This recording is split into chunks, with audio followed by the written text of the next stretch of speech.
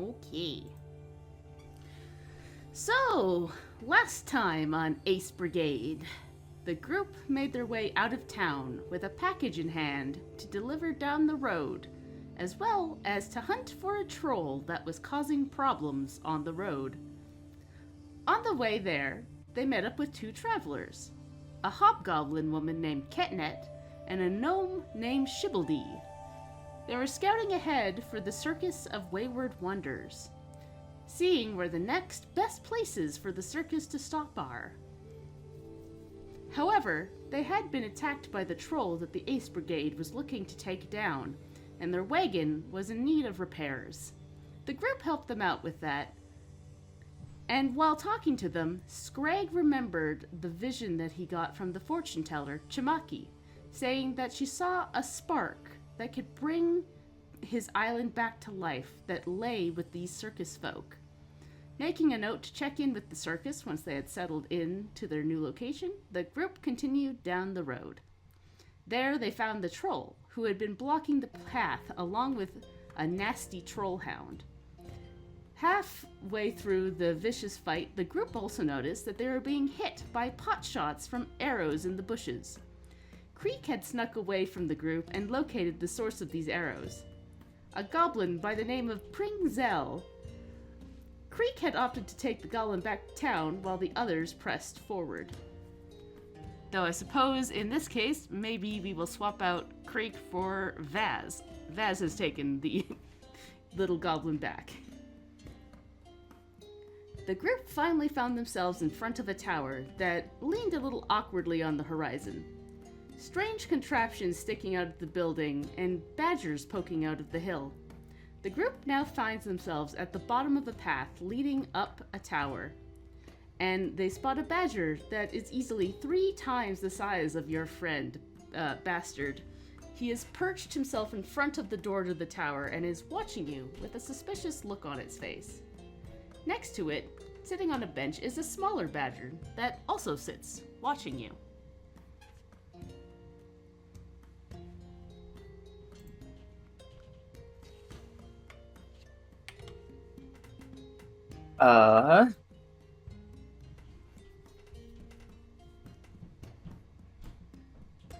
We have the package. You do.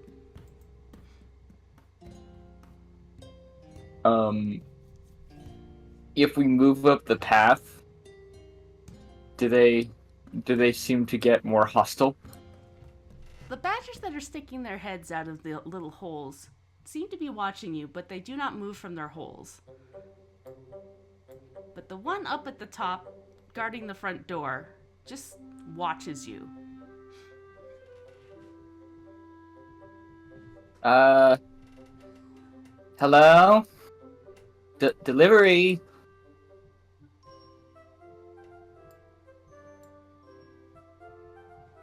Package for, we had the name, didn't we? Solomane. Solomane? I don't speak Badger. Maybe we should go to the big hut, like the main hut. Over there.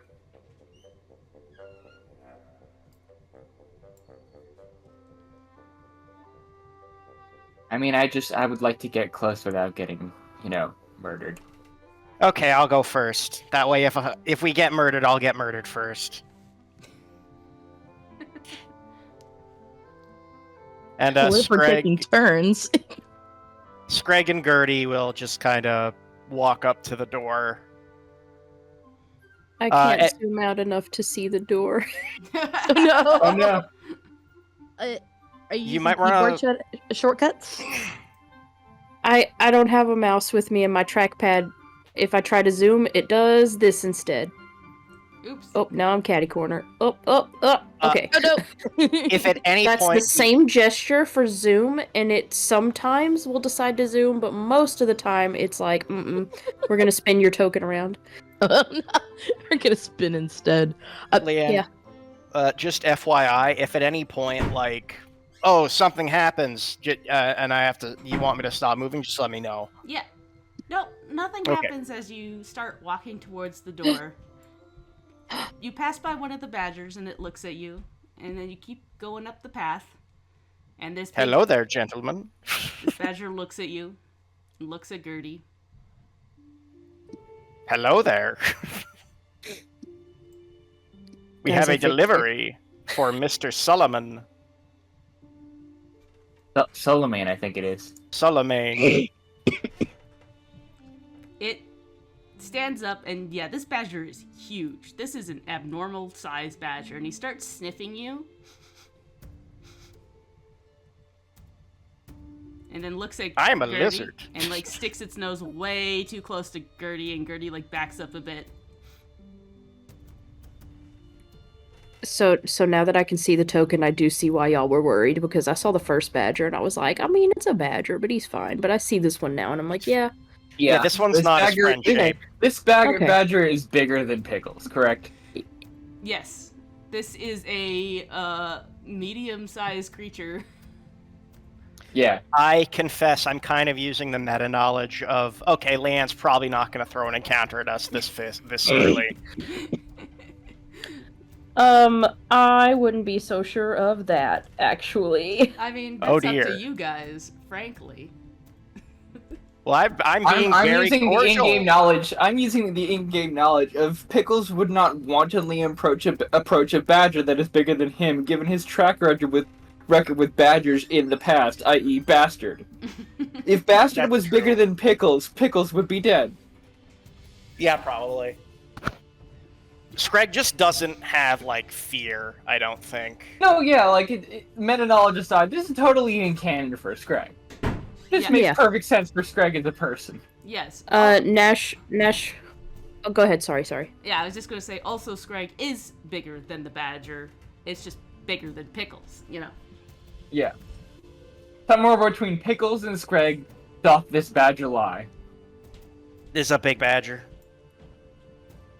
Yes, Greg, it's a fucking big badger. Well, we better not badger it too much. We better not badger it too much. At that, Nash will approach and say, it's a package from Ebis Blackthorn. The Hopefully badger you then know that name. sniffs you, Nash. Kind of shakes his head a little bit and backs up a little bit. Oh. Excuse me, let me just... And Nash will also back away. Pickles will move Worries. closer and allow the badger to sniff him. Yeah. It sniffs you, and then its head turns to Bastard, and Bastard looks directly at it, hops off. I think he's on your shoulder or something. Yeah. And Bastard like stands right in front of this badger that's like 3 times its size, possibly bigger. And they kind of stare at each other for a moment.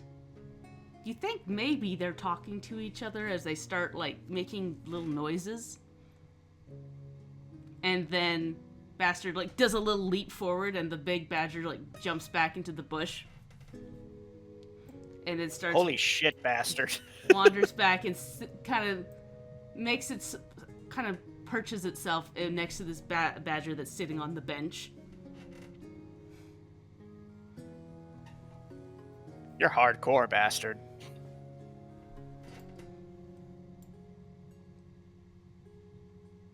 He knows. Yeah. Oh, he's aware. Bastard does a little stomp and like lifts his head in the air like he's really proud of himself. Aww. I love Bastard. Creek is gonna be chilling in the back, but keeping a close eye on everything. Okay. I'm gonna move Creek over here then. Thank you. All right. Uh, Path to the I guess door with is now that, open. we'll open the door. Mhm. All right. And as you open the door and walk inside, you see that this area is a pretty messy little area. There's a Oh welcome my god, mat. it's an even bigger badger. You see a welcome mat with a Sorry. badger painted onto it, and a few well-used rugs covering the I floor. was joking. It's not a real badger. Sorry. I know. Tables are Sorry. covered in books and potion bottles, and they're just scattered everywhere. There's a main desk area over here with some like little stools pulled up to it, and a tea set that is scattered all over that is stained and not well cared for. There is a small miniature tree growing on one end of the table with little tiny miniature oranges on it. How cute. You spot a man behind the counter, deep in his work, scrawling over some scrolls and a spell book. He is a human in his 60s with a scraggly mess of gray hair. Not scraggly. Mess of gray hair, which I'm just gonna pull up the image. Show players. And he has large caterpillar eyebrows and a bushy mustache with scruff down his neck. And he's wearing a wizard hat that is torn and patched with several items hanging from it. His wizard robe's equally torn and patched with ink splatters on them. And he has bony hands and arms that are hairy. He looks up from his work as the door opens, and a big smile crosses his face. Well, good afternoon to you. Welcome to Badger Hill, home to Solomon's roadside emporium of magical oddities and wonders. How may I help you today? And I recognize him, correct? Yes, immediately. This is the fellow that came to camp on Pinkwater. Hey, hello,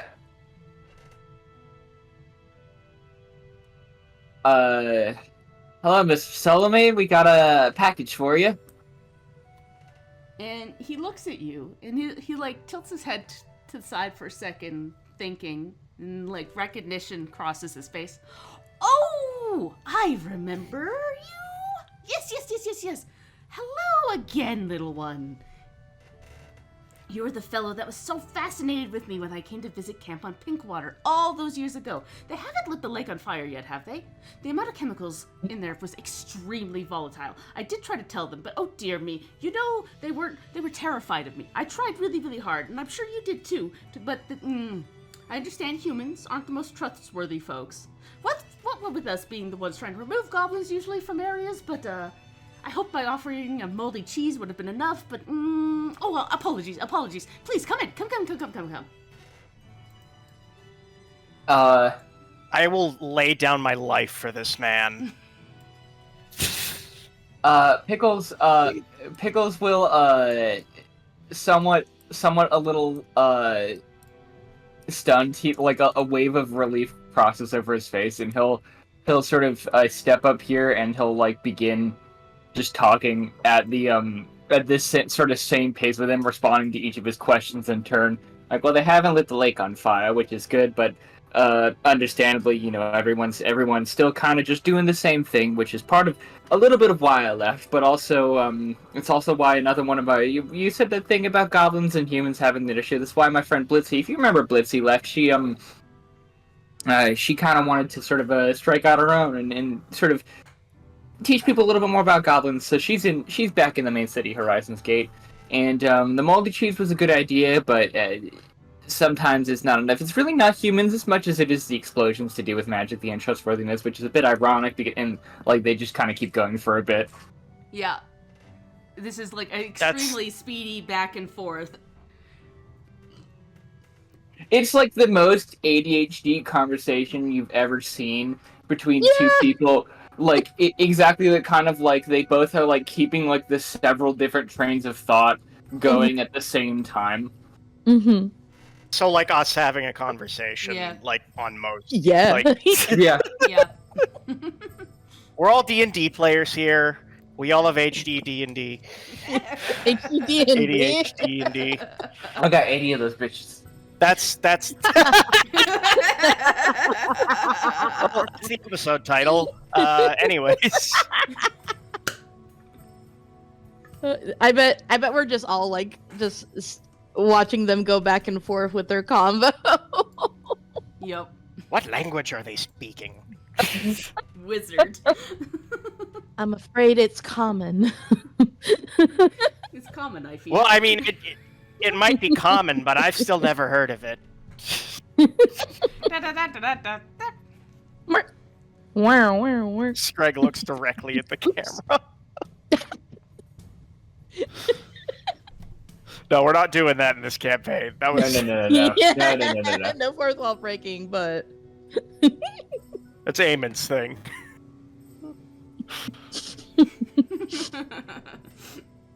guest stars Eamon specifically to break the fourth wall.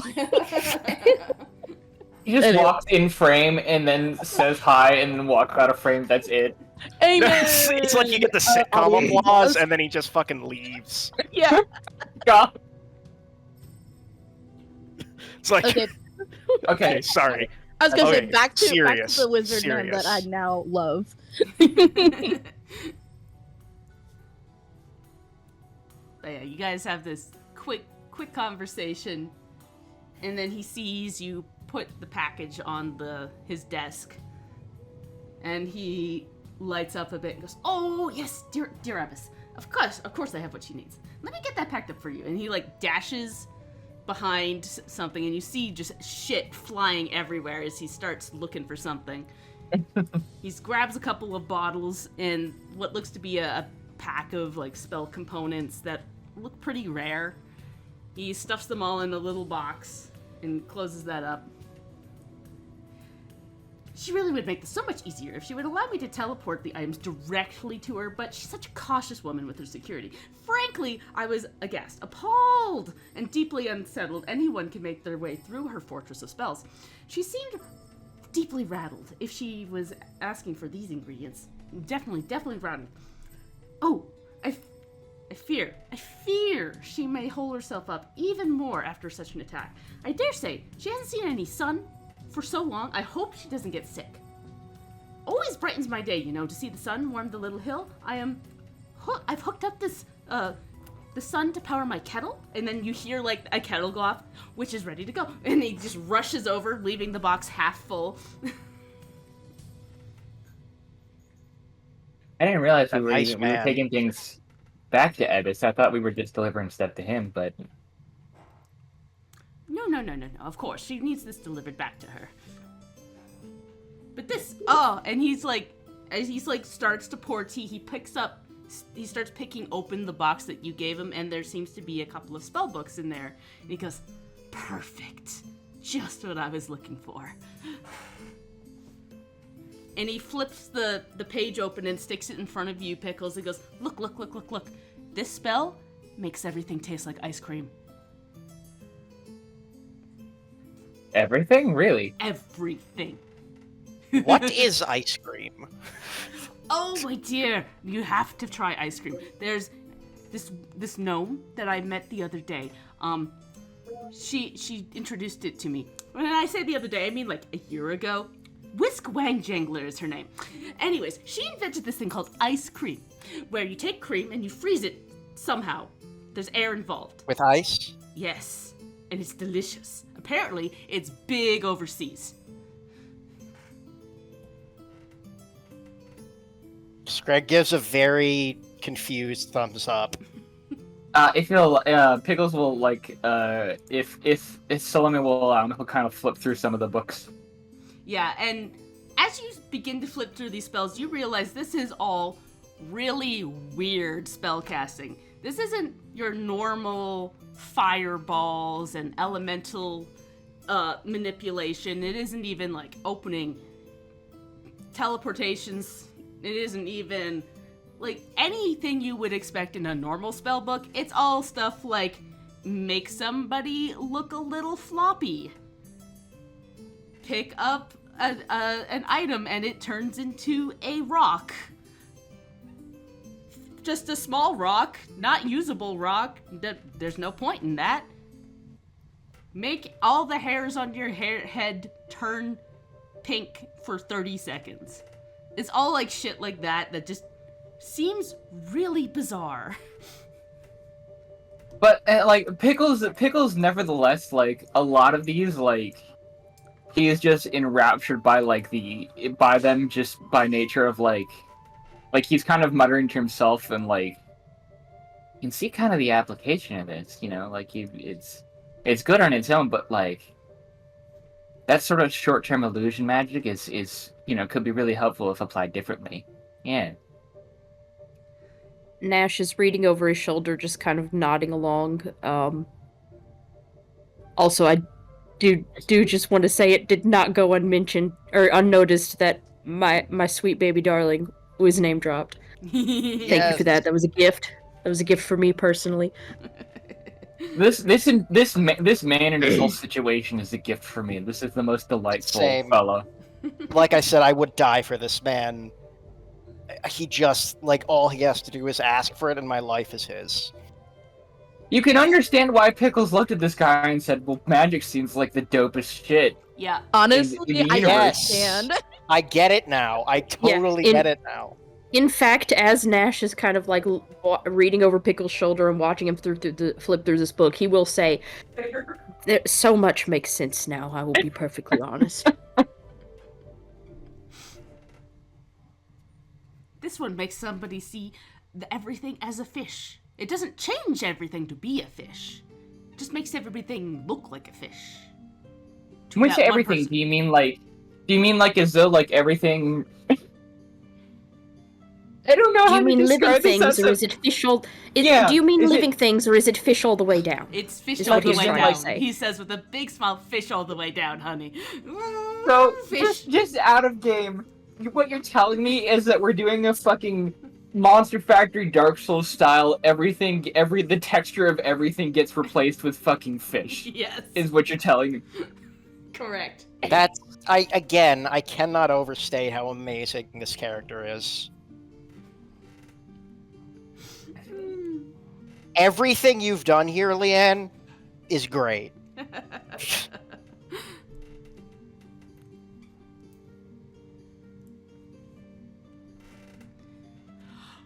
Are you? So is this your permanent residence, Mr. Solomon? Is this just where you're hanging out now? This is where I've decided to put down roots. Yes. After, I'm sure I've told you about this when I met you before, but the rest of these people have not heard my grand story. But when I was young, I had no interest in magic. I was a accountant. I spent all my life working for my family, day in and day out doing accounting for our merchants guild, and well, until my father was accused of breaking the law. I had thought at first that they must be lying, of course. My father would never break the law. But looking into our records, it turned out that he had. And we lost everything.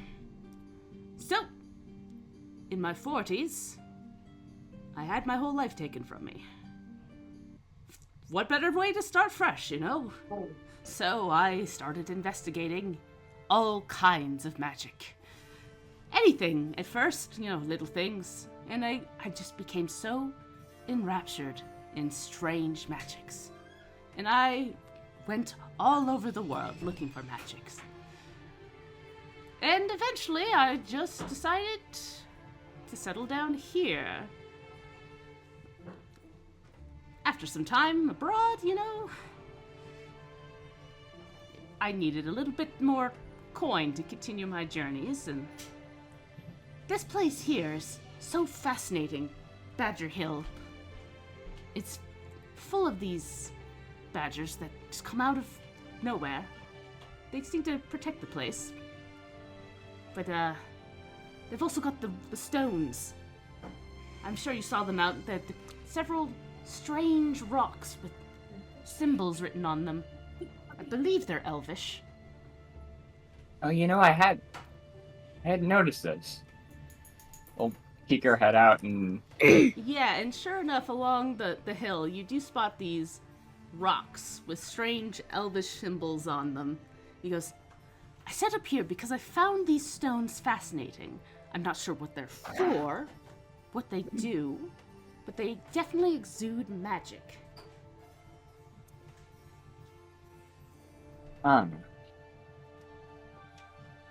Does anyone? Oh, sorry. Please go. I was gonna ask if anyone in the party's like Rika reads Elvish, right? Yeah. I think. I mean, Creek, yes, you are an elf. Yeah, I am. Huh? To be No, fair, yeah. she's a weird elf, so like if you However, said no, yeah. actually you can't read that, I would be like, yeah, that makes sense. Because the thing is, she might have forgotten. Oh, She might Give have her the forgotten how to score. speak Creek. Elvish. Speak and read Elvish. it happens. I mean, being kind of dead does weird things to you, so It's true. Really? I mean, she's Who forgotten. knows? She certainly seems to have forgotten some other stuff. yeah.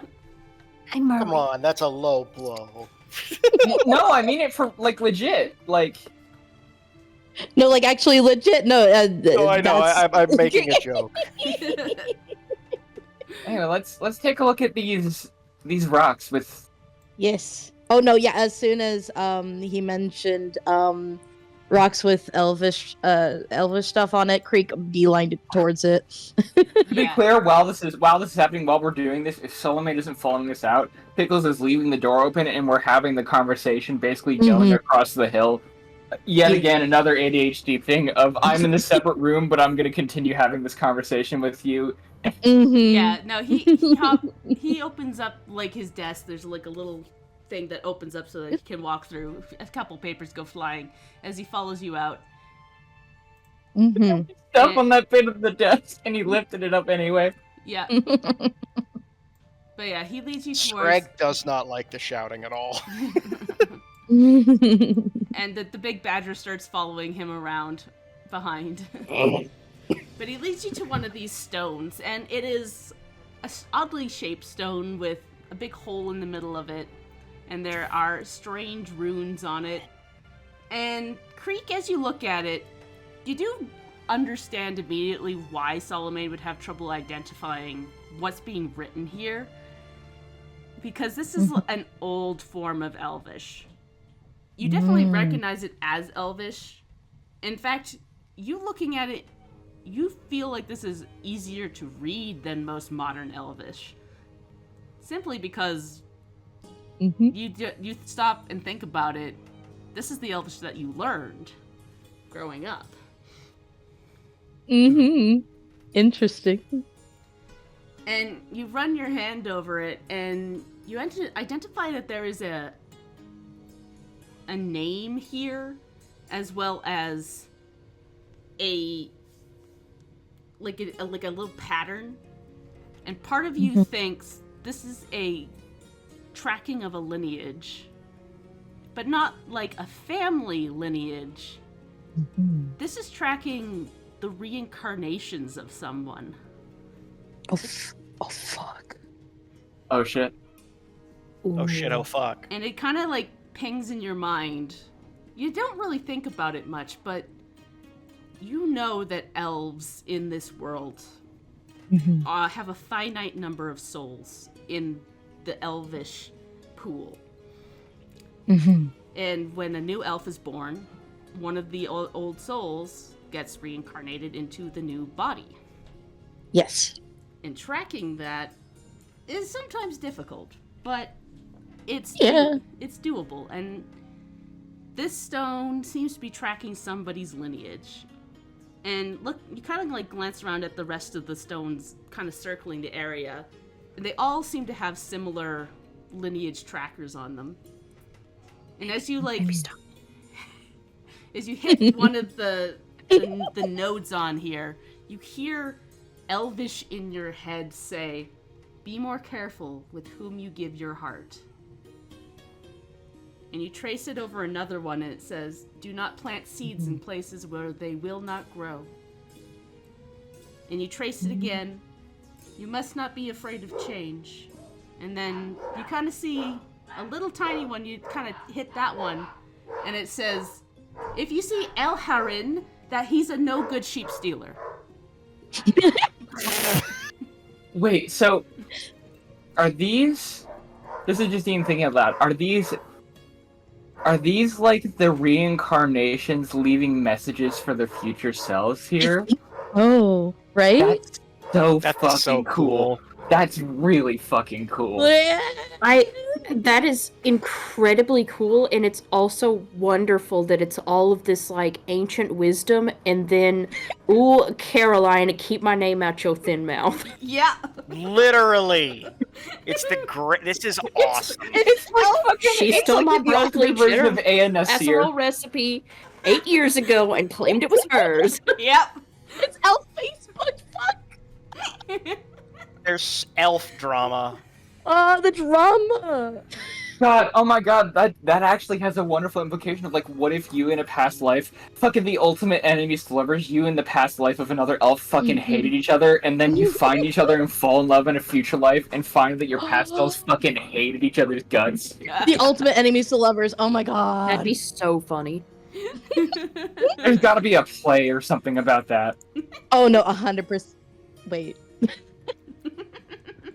Anyway. Hundo persundo. I think we've stumbled backwards into lore again. Let's continue. Okay. Let's continue. Okay, yeah, no, Creek is drawing and writing all the shit down in her notebook. And I think she's like, just explaining. yeah, she's like kind of like half mumbling, half talking, but she is translating all of these. Nash is fascinated. Especially with the last one. She just says it like, what?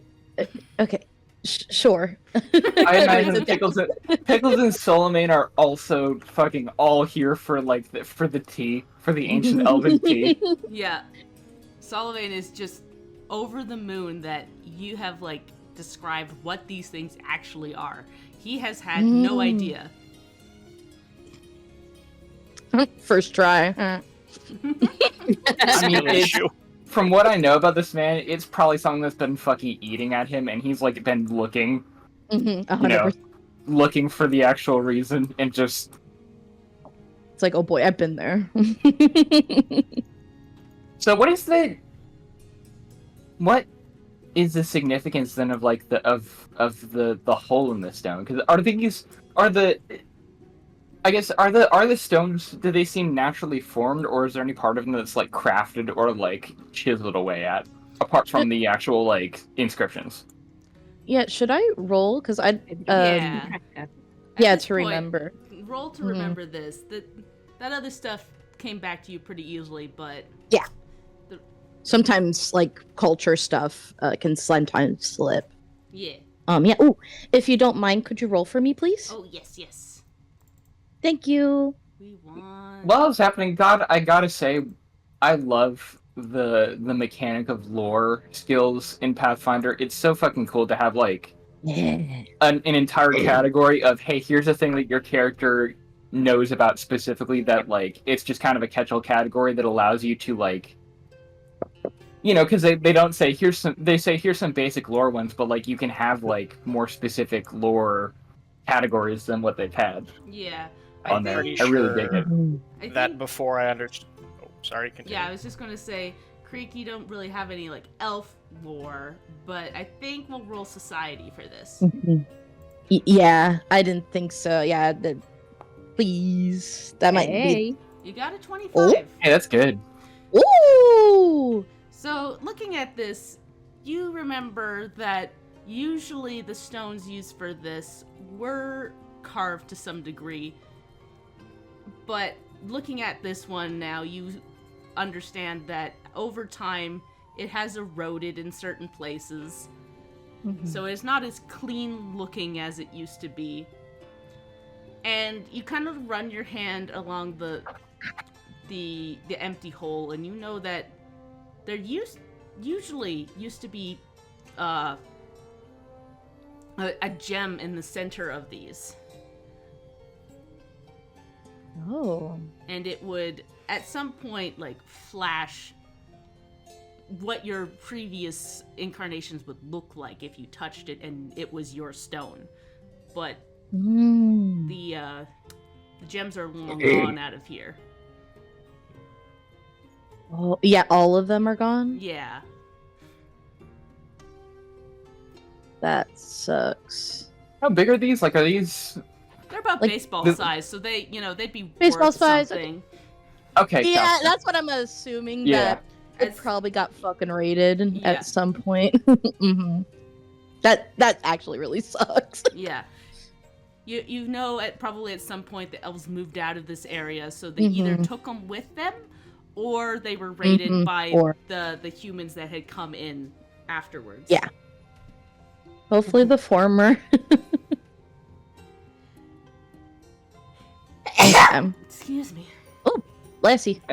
Can I actually, with Creek saying that, could I maybe, because I'm curious, would I be able to maybe do like an Arcana about whether it's specifically like the gem in question, like whether it would need to be the gem in question, or if we found like a suitable piece of some other sort of precious stone, like whether any gem would work, or if it like was sort of attuned to that person. Yeah, roll me some Arcana for that. Because if the latter of those, then there's probably a way to hack it such that you could like put like, you know, a piece of glass or something in there. Ooh. I see what you're cooking. Just because like it would be nice to like get these set up, you know, yeah, with a 24, like get these set up, because what Pickles he's asking this out loud to Creek and he's explaining because it would be nice to kind of get these in such a place like people could use them again. It know kind of stinks to not. You looking at them, you think that the gem is more important than the stone at this point. The gem would be like the power source of it, and they probably enchanted the gem over the stone. The stone has like some residual arcana in it, but you kind of like feel your hand around the edge and you see that math in your brain. You see that it is residual around that edge, as if it had like been taken out.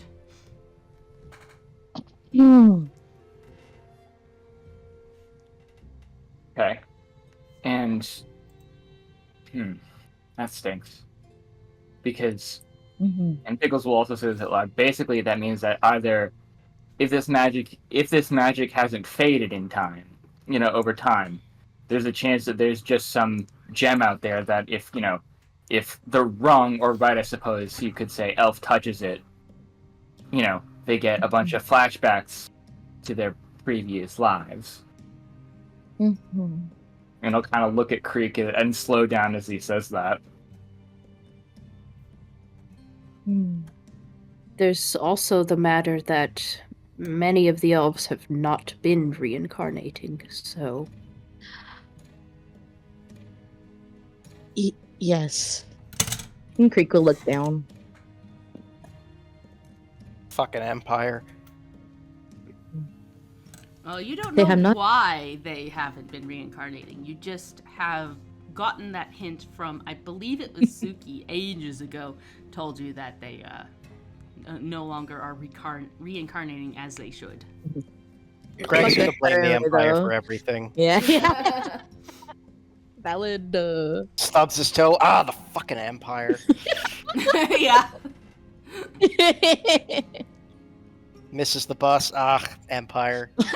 Fucking Empire. God damn it. Stubs toe. Ah, Empire.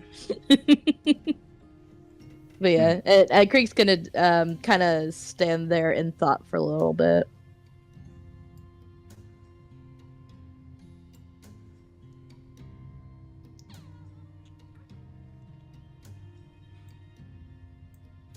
Sorry to kind of bring the mood down a bit, Creek. I mean,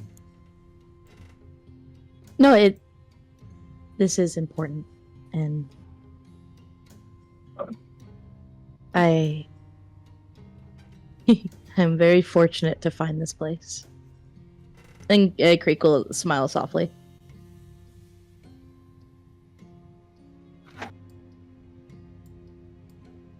Would it be worth examining the other stones, or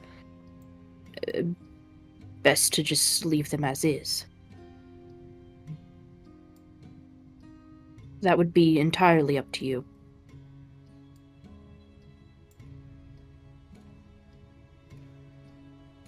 I would very much like to examine these stones, if that's all right.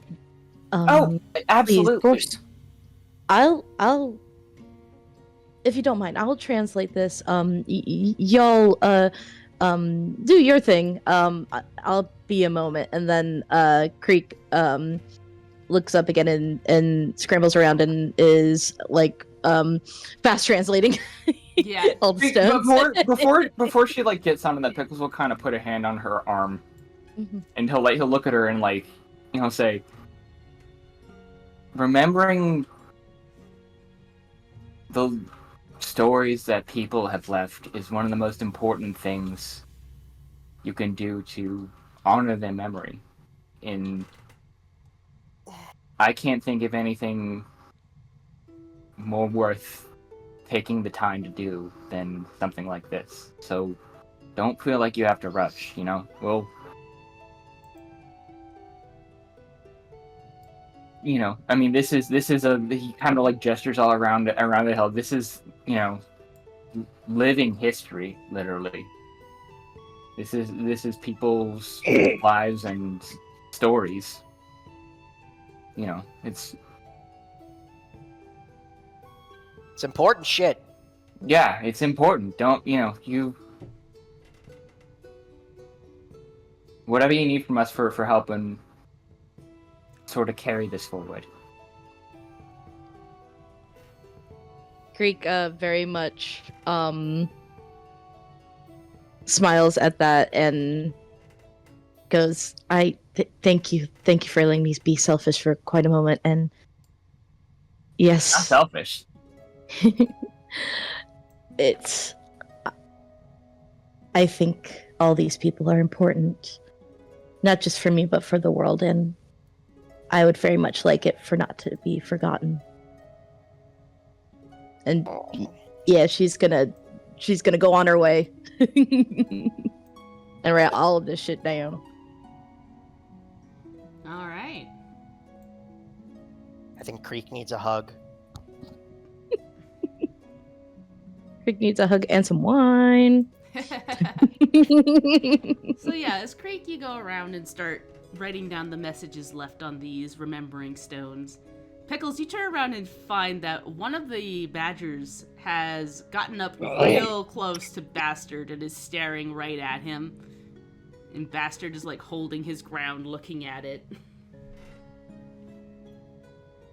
So Mr. Solomon, the badgers were here when you got here? They sure were. And he goes down and scoops up the badger that is right up next to Bastard and goes, Fifi, come on. Don't be rude. And she starts squirming in his arms. Guys, did you hear that the badger's name is Fifi? That's amazing. Oh, did they respond to that name, Solomon? Did you name them yourself? What? I named them. They seem to more or less respond to them. But you know, they're wild animals more or less. And she wiggles out of his arms and flops on the ground and starts digging into the hole. What about the big scary one? Yes. Behind you, the one that's bigger than me and This one, I've named him King because he seems to think he's king of this hill. But he seems to like me. I'm not sure why.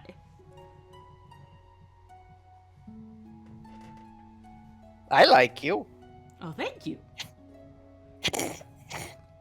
I would hope that'd be a little more self-evident in that I am an extremely charming man. But animals, you know, I don't know about how to take care of animals. I don't know much about animals, so it is rather odd that a wild one would be following me around so closely. Screg looks down at Gertie and then looks back up and says, "Yeah, very strange." Well, the thing is, Screg, is that you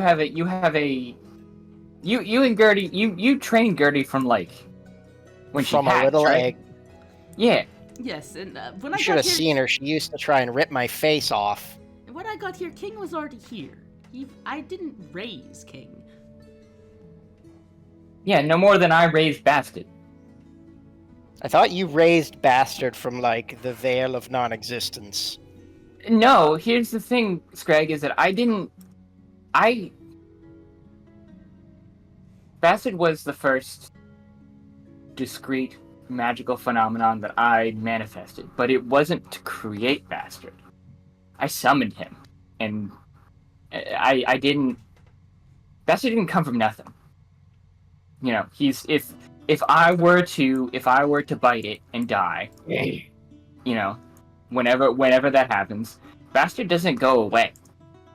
Bastard is his own living creature. He essentially, we kind of have an unspoken deal kind of going on in a way. He's my familiar. I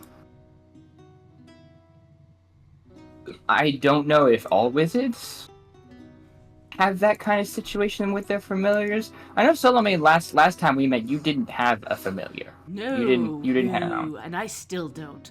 Familiars are, they're very useful, very interesting little guys, but I always felt bad bringing them into this world because I don't know what their life was like beforehand. What if they had things to do, like laundry? They don't wear clothes. They Some don't. of them do. He touches the side of his nose and goes, they don't wear clothes here. I'm Telling me there is a dimension somewhere where all of the little animals wear little clothes. No, that is exactly it. They are from the Fey realm. That is where most familiars come from, unless you're summoning from the Hells. That sometimes happens. You can summon from the Hells, you can summon from the Abyss. I wouldn't recommend it. Those are nasty little guys who do not listen. But most... There's also the shadow. There's the shadow plane as well. Yes, Sometimes you can yes. summon from. There's. I wouldn't summon from there either. No. Highly And- unrecommended. Do not recommend at all. No. Sometimes No, you can it's, summon it's like a terrible you can place. find like Let's a never go there. like a yokai or something like that. Like I've heard of like pipe foxes, things like that. Yes. But Scrag will pretend that he understands this. to I mean, lots of I could explain in a little more detail. I wrote like he kind of holds up his like one of his books that he has, not a spell book. Like I wrote As- my whole dissertation on it. As Oh, they're cool. having this conversation, and Nash is kind of like half-heartedly pitching in here and there when he hears Shadowplane mentioned, he's gonna. I would like to investigate this large badger. Yeah. Go right ahead. I've spent long enough around a badger who is not quite badger. I wanna, I guess, Arcana, to see if there's something other than obviously big, to see if I Yeah. notice something going on with this badger. Yeah, because big ain't necessarily magical. We've seen some fucking big creatures. That's 14. just a 14. I'll You- take that. I don't care. Yeah, you look at this. Your knowledge of magic is pretty limited. You know, It's through osmosis. It's through osmosis. And looking at this guy, you do know that badgers sometimes come in large sizes. It's not exactly normal, but it does happen. A lot of animals have quote unquote giant variants that exist deep in the woods. Yeah, I feel like I've at least heard enough about like a giant or a dire version of something that I probably just assumed that's what we're looking at Yeah. here. Can Scrag roll nature to maybe try to confirm that? Yeah, go right Oh, that's ahead. not a bad idea. Yeah. I forgot that I'm playing as a ranger. Mood. Oh, and I didn't mean I didn't care as in I didn't care about this badger. I care about this badger very, very much. I just was like, Good. I'll take a 14. I don't want to hero point that. Yeah. Oh no, yeah. That is well, I only got a 15. Yeah. But with that, Scrag, you do know that there are giant versions of badgers, but they tend to live deep in deep woods. And They don't normally follow a weird wizard around, right? Yeah, they don't normally follow a weird wizard around, and you would know that they're usually pretty violent and territorial.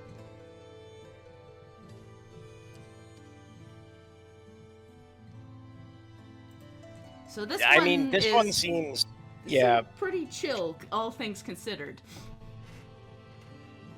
I will relay that to the rest of the party and be like, yeah, normally these guys are a little more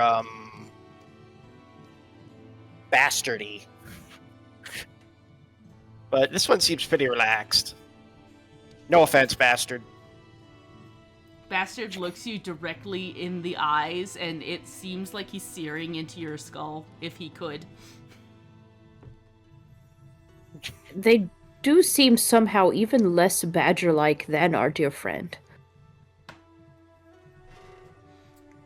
I mean, Which is odd, because at the same time, they do very much seem just to be badgers. Yeah, I mean, like, Bastard is also, like, rules of written stuff. Bastard is actually kind of small for a badger. Yeah. He's a tiny guy. He's tiny size. Badgers are not normally tiny size. Yeah, they're Like- normally the size of Fifi here. Yeah. Well, interesting. You say most of them... Have you investigated these at all, Mr. Solomon? Any further investigations within them, like where they came from, or are they just kind of hanging? I've definitely poked around. There's definitely something odd about them. I mean, as I said, King here is so large and so... Usually they are violent, as your friend did say, but he is very docile around me. He only seems concerned with guarding the house for some reason. It makes a very good deterrent, I'll tell you that, if when solicitors come door to door. Did you build this house? Yes, I did, but I built it over top of this little area in the center of the stones, because I thought that'd be a very interesting place to put something. There seems to be, as well, there is a deep magic in the ground itself, it feels like. Which is why I have a trapdoor in my house that goes down there. I haven't quite figured out what caused it, but there is... Where the badgers have their burrows, it all kind of coalesces underneath in like a cellar area where I built over top of. Nash is now looking directly at Pickles to see his reaction to this. I mean, would it be alright if we poked around down there? Oh, of course, of course. I've been excavating it myself as the best that I can. But, another set of eyes would be wonderful, wonderful. No worries, gentle sir. We'll take care of it. All right. I think we should be sure that Creek is finished outside and have her alone as well. She has good eyes.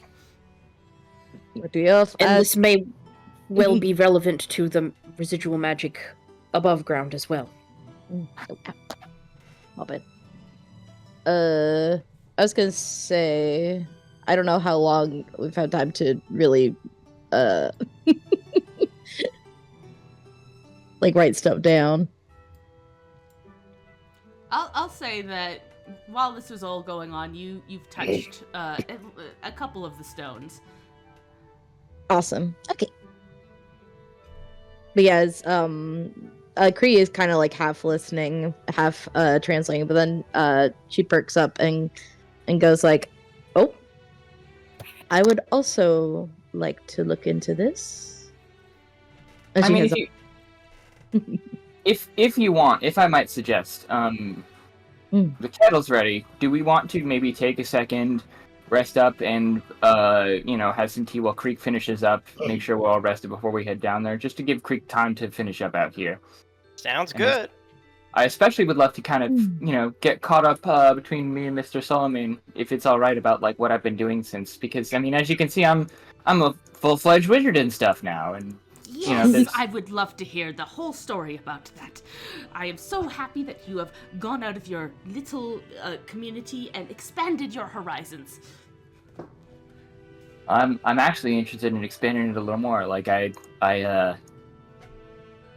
if you happen to have any additional spells or spellcraft that you think would be of interest to me, I would love to hear about that too. I'm always in the market for some new learnings and spells and things. A big grin crosses his face and goes, "Of course, it is my bread and butter! I'm more than willing to sell you a couple of scrolls here and there. Perhaps you could add them to your book. I don't know. Up to you. Let me go get them. And he dashes inside, and you see him start scuffling around back there. And if you double click on him, he is in fact a shop Oh, hell yeah. with the weirdest spells I could find. Excellent. While this You is know me so happening, well. is there anybody else who needs a band-aid? Because that's what Nash is going to use this time for. Because I he's could still... really use one. Okay, good. All right, this band-aid's for me and you, Screg.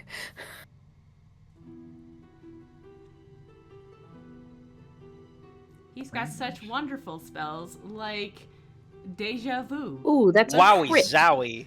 That's a crit! I forget how good I am at this. Oh my god. Yeah, because the dice just decided to screw you. Oh my Oh. god!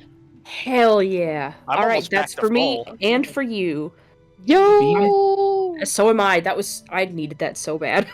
Liam, these are so wonderful. Yeah, aren't they? Does anybody else need a band-aid? Great, because I'm sure we have like at least 20 minutes of Pickles looking at this stuff. So we I can mean- I can fit in one more. Is everybody okay? I have 16 gold on me, but there's exactly 2 that I know I super want.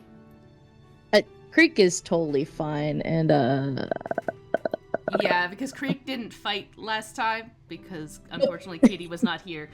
Because Creek was smart enough not to run in head first. I get it. I understand. Yes. Was too busy Look, collecting we Prince won Zelby. and nobody died.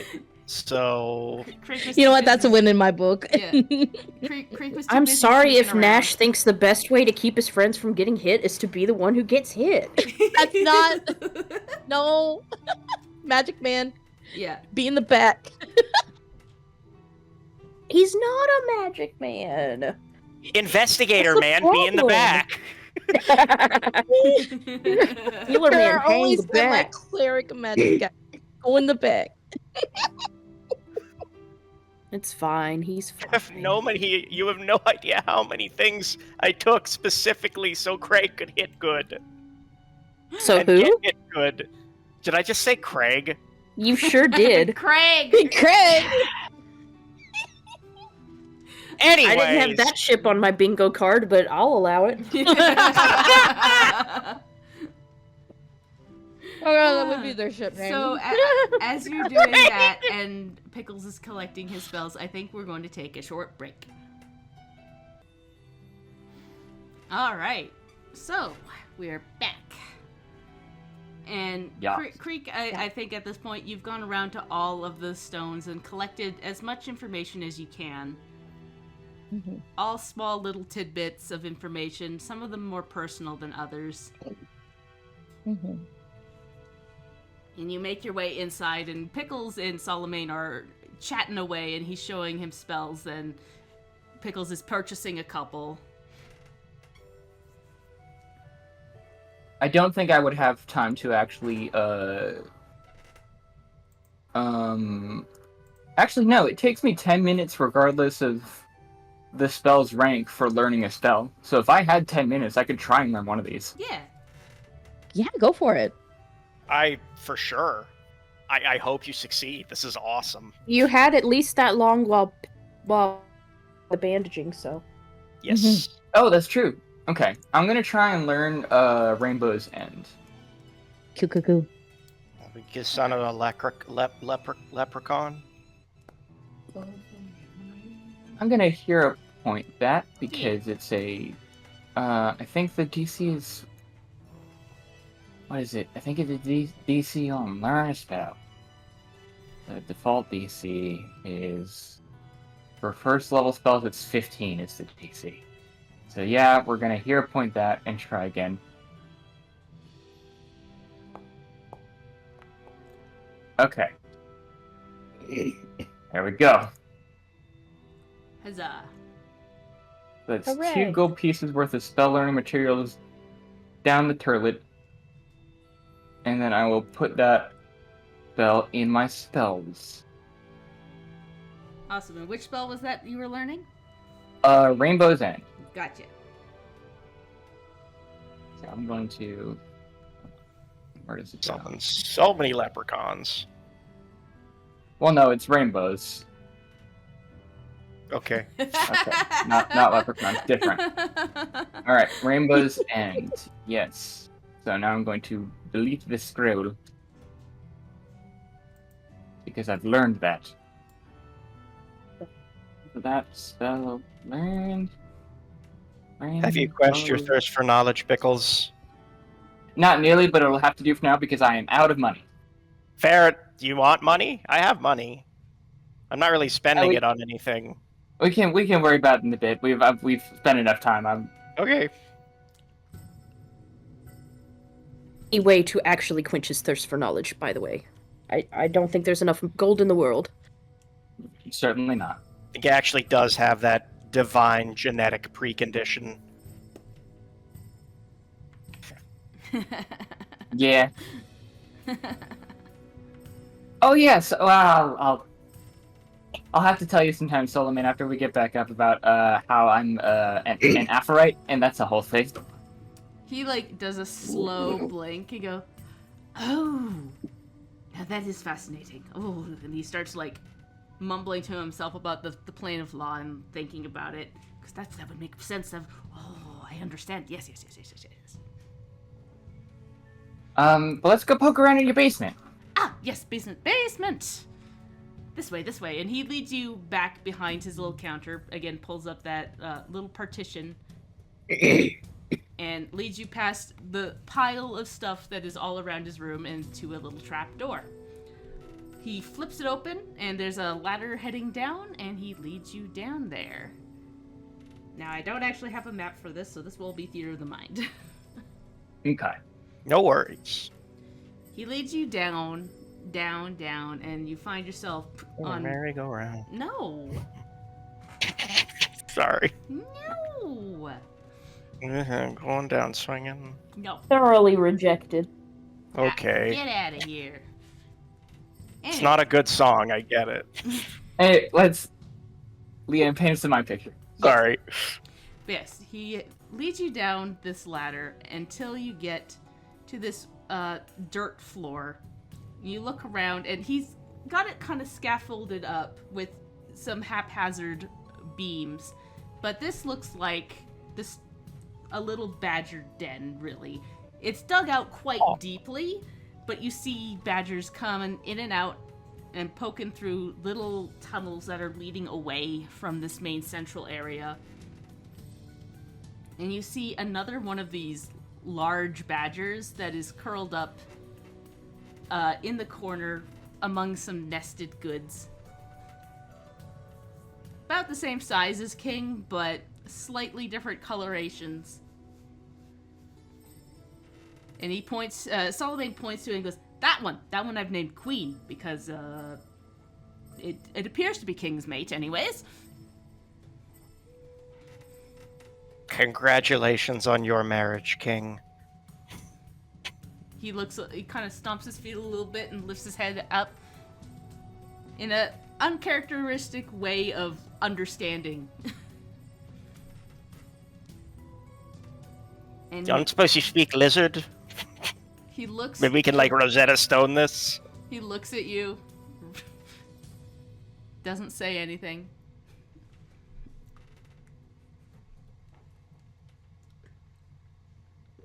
Yeah, give you a said there was thumbs up. you said there was a pile of stuff. Yes. And he, like, leads you over to a corner of this area. And he kind of, like, brushes some dirt away. And you see that there is some more, like, kind of interesting rocks down here. And as he, like, kind of moves the dirt around a bit, you see that it kind of lines the floor here in a circle. And you realize that these are the remnants of some kind of runes. And not like drawn runes, like ancient elven runes. Ruins? You know, Ruins. yeah. Ruins, yeah. This is definitely the base of something else used to be here.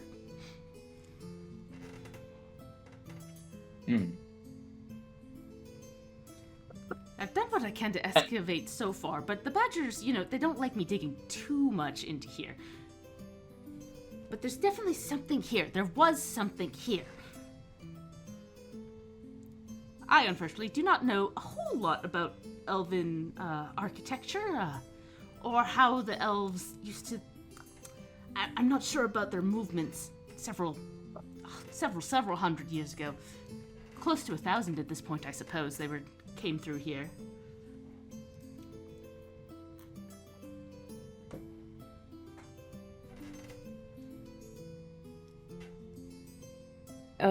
Creek, is any of this ringing any bells for you? Sorry, I was muted. Yeah, I was gonna say, it's about for you to roll, see if I've Creek remembers. It's society, yeah? Yeah, let's do society again. Society. Quick question: what is an elf? No, I'm kidding. Can you imagine? Fred's just standing there like, what are we talking about? Not out of the realm of possibility for Greek. Mm-hmm. True. Yeah, okay. Society. Oh wow. You rolled a 24. Woo! Oop, let's move you over here so I can see. So, you kind of start poking around where he's dug up. You kind of follow the edge of this and realize that this is a circular base of what used to be probably a temple. And you think about it, the remembering stones that are around tend to be placed around a temple to the elven goddesses, specifically the goddess of the moon. Just 1 second. Oh, I know them. You know them.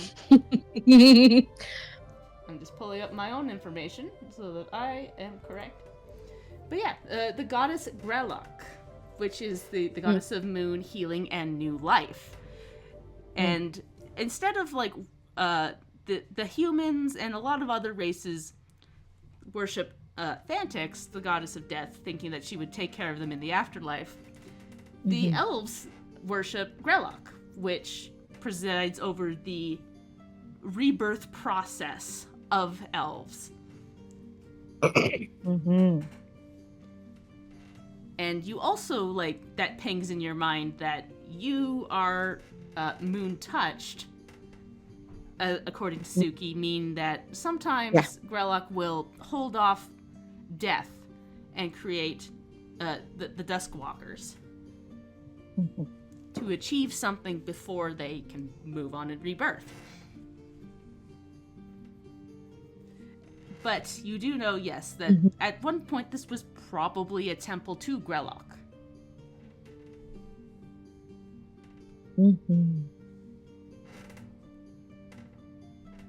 Oh yeah, and as she's interpreting this, she's talking and scribbling down at the same time.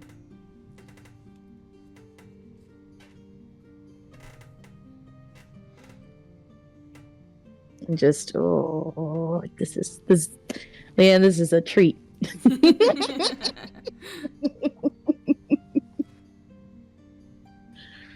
Yeah, and you as you're writing, you also are feeling your hand along the edge here, and you get a prick of arcane energy kind of hit you, or perhaps it's divine. You're not quite sure, but you feel a warmth on the stones that is magical in nature.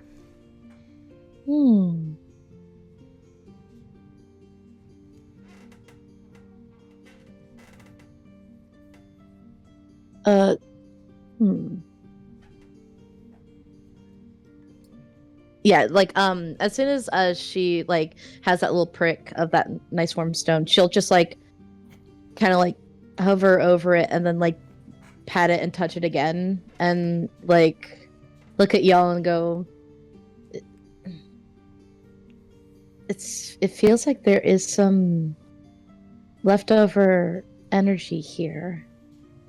Is this common for this area? Solobane kind of like gives a nod and goes, part of the reason I wanted to set up here is that there's definitely a strong magical force here.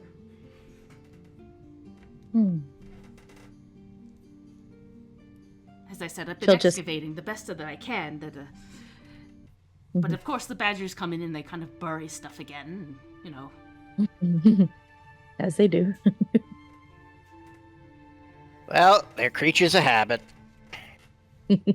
I'm not sure I would call it just habit.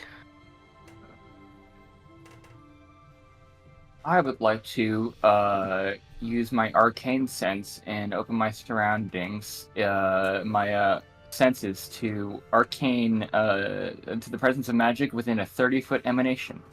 Ooh. All right. Yeah, you open your senses and you definitely feel this like pulse of magical energy all around you. It's particularly strong where Creek has stopped and like put her hand, but you can almost see like a line from her to warp around and kind of like settles under the other large badger that is in this corner. Oh, if I have a minute, I can do read aura on the specific stone that Creek is touching and see. I can learn the school of magic. This dude has so many useful abilities. Sure does. Wow. Yeah, you take a look at that, poke at it, and you get the read that this isn't arcane. This is divine magic of some kind. Okay. Doesn't Where's really the magic coming from? apply to the schools. That I always forget what all the schools do. Scrag is going to kind of lean over to Pickles and say, you know where the magic's coming from? From what we've been able to see, it seems latently powerful as opposed to coming from a specific source. Like it's a residue, right, Leanne? Yeah. Sorry, it's not more powerful under the bigger badger? Well, Or... it's definitely more powerful like under there, but it's, you know. Yeah, but like it's not like there's like it unless like there's a specific like source of it under there, which we can check. Pickles will point out underneath the other badger, but like from what we've been able to tell, it's like this is okay. Remnants more than a persistent, active working thing. Gotcha. And it being divine and being associated with Grellock, Mm-hmm. I would hazard a guess, and this is just a guess, that this sort of circle here likely is some sort of, it's something directly to do with the rebirth process, whether it's, you know, like where an elf might be placed when they're dying, or you know, where they're reborn or something like that. I don't know, but it seems linked to Grellock in a way beyond just, you know, this isn't like any kind of like a teleportation circle or something. This seems associated with this rebirth process. If you want to take a closer look, I might be able to convince the badgers to look the other way. Well, I mean, we could probably we've got King here. We could just ask King to ask nicely. Bastard, could you please ask King to ask Queen to move? There's just something very funny about that phrase. No, I agree. Bastard looks at you. King and Queen and Bastard, it's normal names. Yeah. Get King to ask Queen to move. Fifi, King, Queen, Bastard. Normal badger names. Yeah, we've all played chess before. We know how it works. Yeah. I'm sorry, that fucking destroyed me. Fifi is the horsey, Yeah. and Bastard is the pawn. I move badger to F6. Oh, he took my little bastard. Anyway. Anyway. Yeah, We can keep these jokes going for too long. Yep. You're being very silly. I like it. Sorry. Walks up to King, and they start making like little noises to each other. And King like puts his head up as if to rebuke Bastard, and Bastard like starts like doing little snarls and hopping up and down. And King backs up a little bit. And then looks at him. And then there's this like beat. And then King waddles over to Queen, nuzzles her a bit. She looks at him, and then they start seemingly having a little conversation.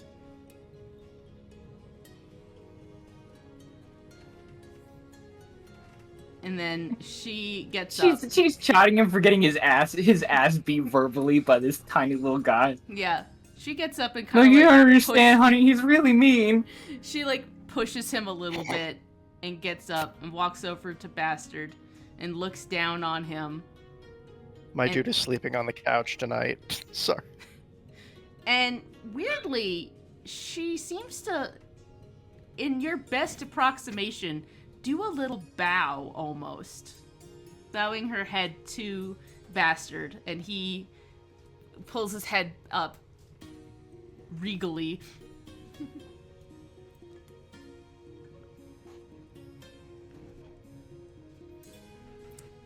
I was just about to say, Ian, oh my god, he's the Fey Lord of all badgers. Incredible. Yeah, Solomon at this point is like watching this whole thing, and he like leans over to you, Pickles, and goes, "My, you certainly seem to have summoned quite a powerful little Fey. I wonder if he has some kind of standing in a court or something." If he does, it would be news to me, because he sure ain't telling. Oh, perhaps you should ask Ibis. She has a knack for talking to familiars. She and he have already built up quite a rapport at this point. Oh, I see. Then she probably knows something about your little familiar that you do not. She seems to know an awful lot about a lot of things that I don't. She sure does. She sure does. And she does like to hold that over my head, but you know, Empire shrugs. Yeah. Empire. But yeah, as Queen has got up and moved, you all can like go over and poke around her little nest that she's created, and brushing some of the hay around, the hay and grass and whatever she has collected. It seems to be a vast, weird array of stuff, and there's like a stuffed animal in there. But you're moving all that across.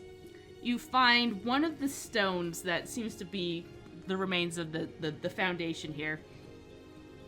But there is an intricately carved symbol in this last stone that is very swoopy, elvish looking in design.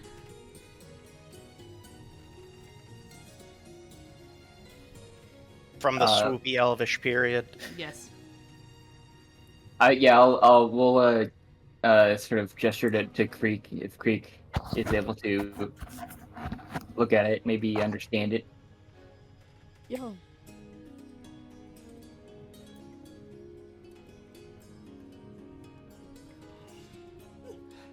Creek is gonna take a peek. Yeah. Creek, as you get over and I continue to brush some of the debris aside, you get a clear view of this symbol and recognize it as the symbol to Grellock. Oh. And as you like completely get it uncovered, it glows faintly with this light blue light.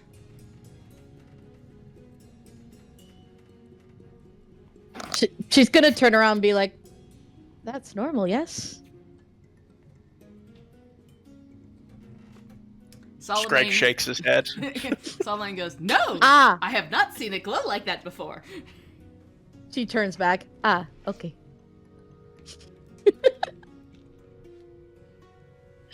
She's gonna hesitantly just keep brushing away. Does she reveal anything more? As it's like completely cleared, you do see like the edges of this stone start to light up as well in an intricate design that you know is just like a decorative border until it lights up the entire stone. And as your like hand touches it, you feel like this warm feeling go up your arm and into your body. Moo. And you feel like at peace. Whoa.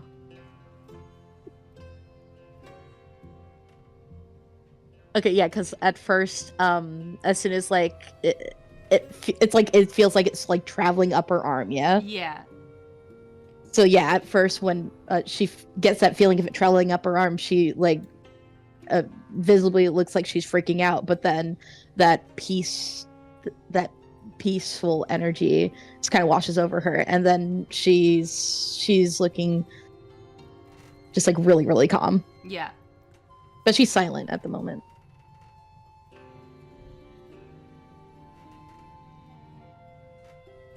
And everybody else that's around will see that as Creek becomes calm, her eyes like become completely black with what looks to be starlight shining through her eyes, almost like a galaxy effect.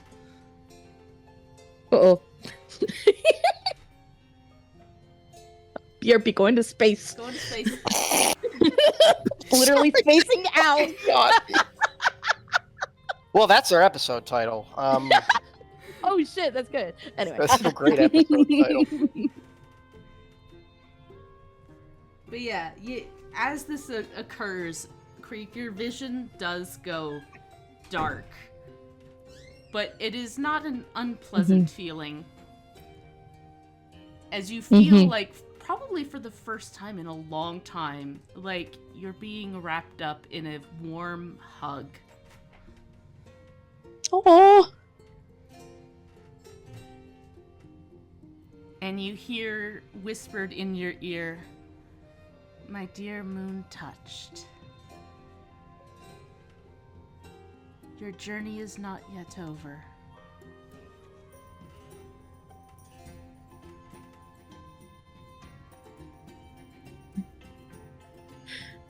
Well, I know that. Seek the Don't child sass of the me, moon sun. touched.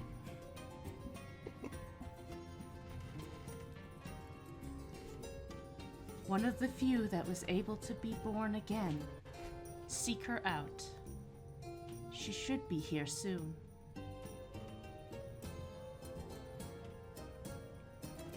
And it kind of fades at that point, and your vision returns to you as you pull back, and the light from the stone fades a little bit. And Queen, like, starts stomping back towards this stone and starts putting her nest back together, curling up on this warm spot. That's what she said. Okay, that makes sense. It warm.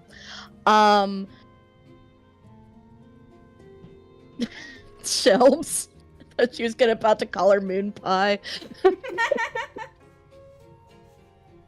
That's great. Anyway, okay, so I bet Creek is back to her senses, yeah? Yeah. Does she remember what the voice said? She does. Oh shit, she's writing that down. As soon as like y'all see her come out of this state, she blinks a second and then just immediately scribbles. Yeah, Nash would have had his hands on her shoulders just trying to like hold her steady because he didn't know what was happening, and he would have quickly gotten out of her way. Oh, for sure.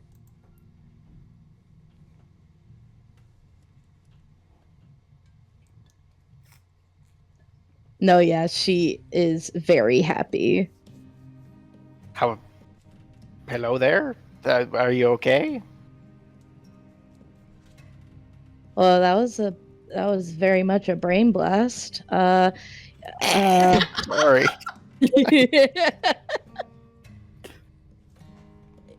I take it that's a good thing? In a good way, yes. Supposed to a bad kind of brain blast. my in my in my life, in my many lives, our culture has always had a goal for us to have, and I just got the biggest clue to what I'm supposed to do in the longest time. So I'm very, very happy.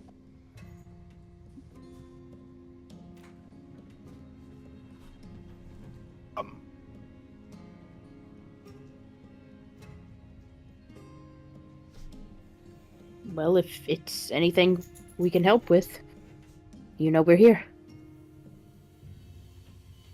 Yeah, I mean, you're helping me with the whole island thing. You kind of mean if I didn't return the favor. I think we had this discussion already, actually. No, yes, not a priority, but yes, I would very much appreciate the help.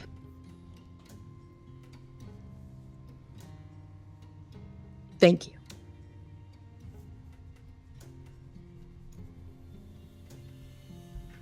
And Creek is smiling while staring at her notebook.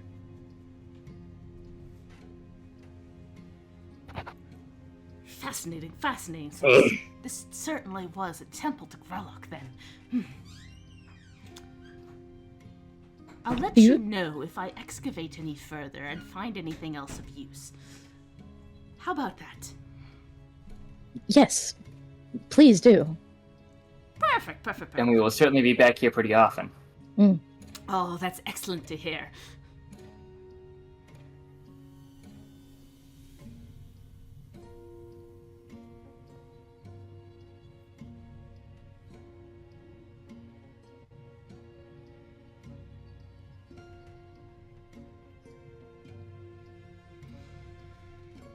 Hey guys, that was awesome.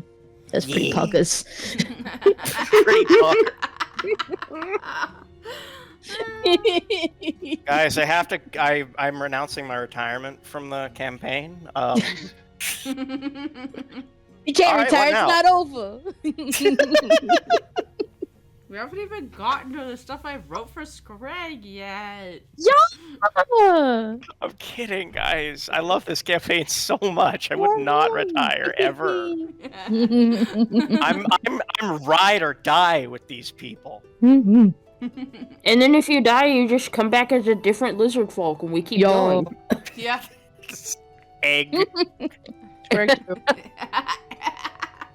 Egg? Well, he hatched, but they forgot to name him, so he just kind of stuck, you know. Oh, just egg. Yes, Greg's cousin, Egg, or a younger Excellent. brother that I haven't mentioned. I don't fucking know. I had a different backup character, but I'm down to play Egg. Okay, let's go. Yeah. Yes. Sorry. Sorry. But yes. You find that's probably... Sorry, I was muted that whole time. I Okay. said, you be fucking no. careful. That's how we actually end up meeting Screg's cousin Egg. Yeah. Yeah, there we go. Yes. Very much And so. also, I was saying we should get the stuff from Solomon for Ibis. Yeah, the reason why we're here. Yes. Anyway, Should do that. Mr. Solomon, Yo. this has been a fascinating experience, and I look forward to coming back to hang out again. Excellent. Oh, yes, I should get Ibis's gear together. One moment. And he starts heading back out of his basement, and you hear more noises of scrambling upstairs as he starts getting stuff together. I like this guy. He's funny. I'm very happy with how this day has turned out so far.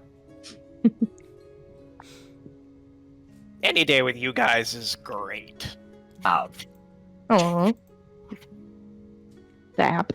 And as you all like start heading out of the basement and see Solomon putting stuff together, you hear from outside badger noises.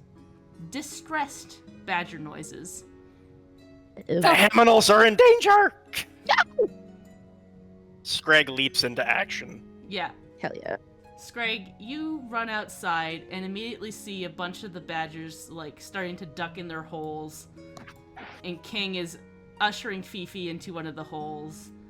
As stumbling out of the bushes, you see this, well, not stumbling, like stalking out of the bushes, you see this gigantic beast. Terrible claws, sharp razor things on its back, and you recognize this as a wolverine, but a giant-sized wolverine. oh, Ah. And it is Greg snarling, loves adding new trophies. and it starts heading right towards you. Can I get everybody to roll some initiative? Okie dokie. Certainly. I will roll for you. It's Wolverine from X-Men. Thank you. I'm sending good vibes for good rolls. Oh no, it's a tiny Canadian man. Looks in mirror. Oh.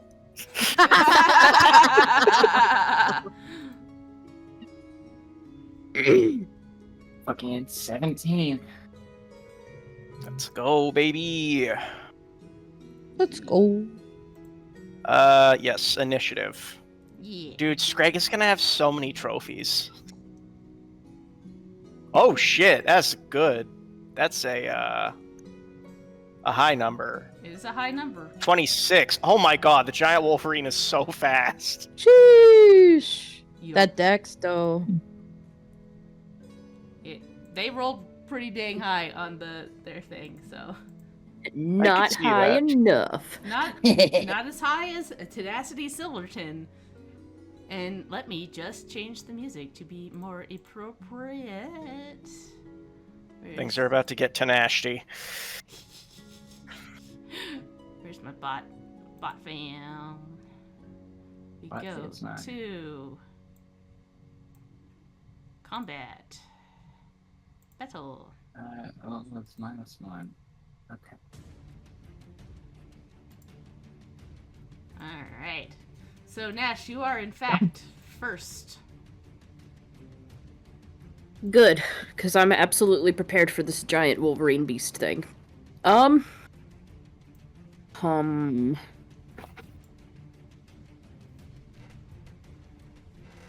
And he's just heading for us now, like, Yeah, he was chasing Okay. the badgers, but then it saw you guys and Okay. it started stalking towards you. okay. So not specifically after the house or anything like that. Okay. That we could tell. Yeah. Let's see. We are going to... One sec.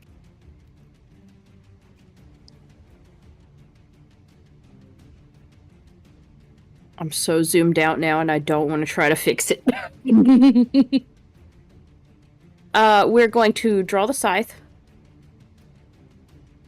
I hit the wrong button. There we go. Okay. Scythe drawn. We're gonna try to be smart this time. I'm just gonna kind of reposition myself so I can react accordingly. And let me see here.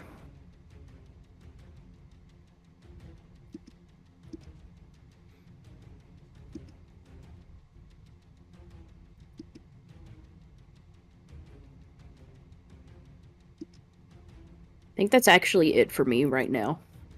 Alright. I'm gonna try to be smart and not run into its face this time.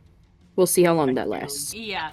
Seeing as you are the closest thing to it at this point, I think it will see you and Oh, take dear. out your weapon. It can come to me. That's okay. That's Yeah. okay.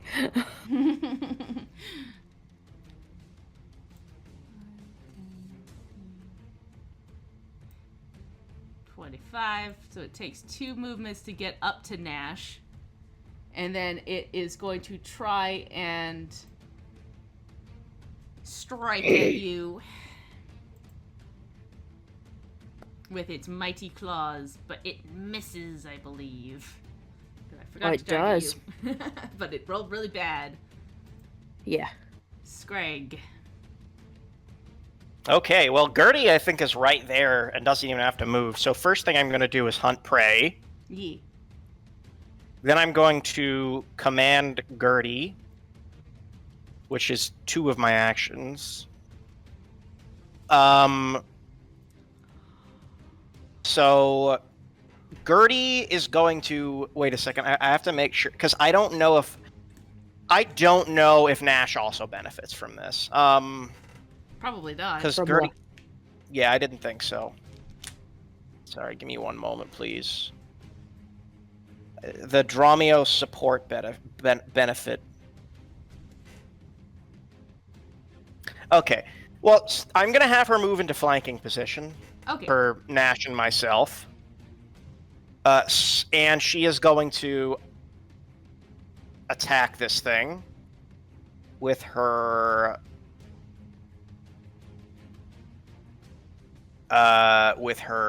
jaws. Going to take a big bite out of it. That's okay. Well, apparently that misses. Yep. And Scrag is going to get into his I guess probably the first thing he should do is get into range of this thing. Because even if he's not attacking or stancing up yet, he wants to make sure that the attention is divided. Yeah. I like how this badger here is just... Oh, I guess... Are they ducked into the bushes, or are they just chilling? Those are like badger holes. So they've ducked Oh, into their okay. holes. Gotcha. Alright, that's all I got. Alright, Pickles. Okay, for my turn, and I'm gonna need your help with this, Leanne. Yeah. I'm going to cast Summon Construct. Alright. Oh, this is going to be fun. So I'm going to summon an animated broom. Boop. Yeah, and I want to summon it. The range is 30 feet. Yeah, so I can summon it in this square right here. Out of nowhere, this Okay. broom appears. Swish swisharoo. I don't think I can control it. Probably not. Just tell me what you want it to do. Okay, so it immediately uses its 2 actions for the turn. Well, now that I've summoned it.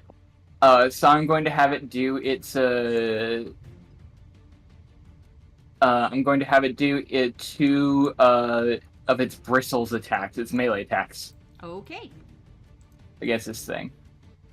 I like how it's listed as bristles. That's is. lovely.